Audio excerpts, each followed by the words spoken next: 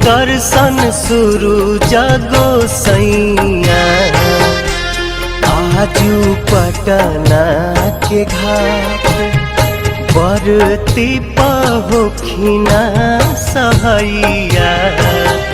निहारे नैना राउर बाट दीही दर्शन शुरू जगो सैया आजू आरा के घाट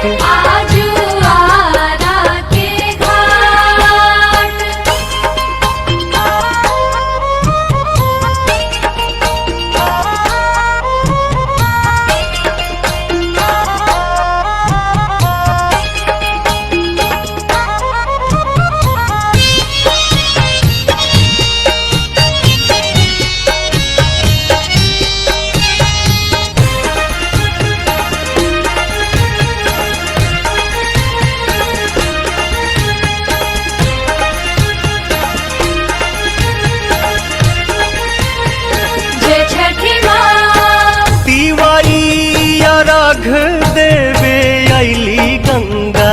घटिया रौए तरस के बेकल बाटे अखिया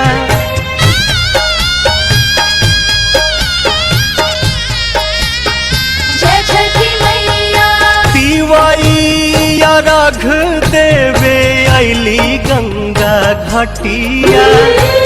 रौए दरस के बेकल बाटे अखिया हरि देव दुखवा बलैया उगी पूर्व से मुस्कात दीही दर्शन शुरू जगो सैया आजू देव मुंगा के घाट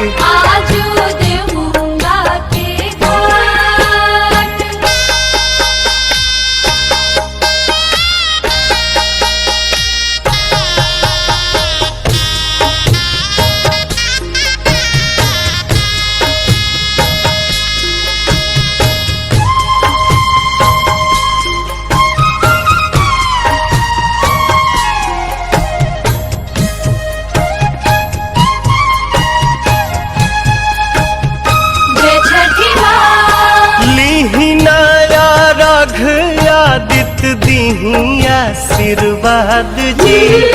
बरतिन के पूरा करी मन के मुराद जी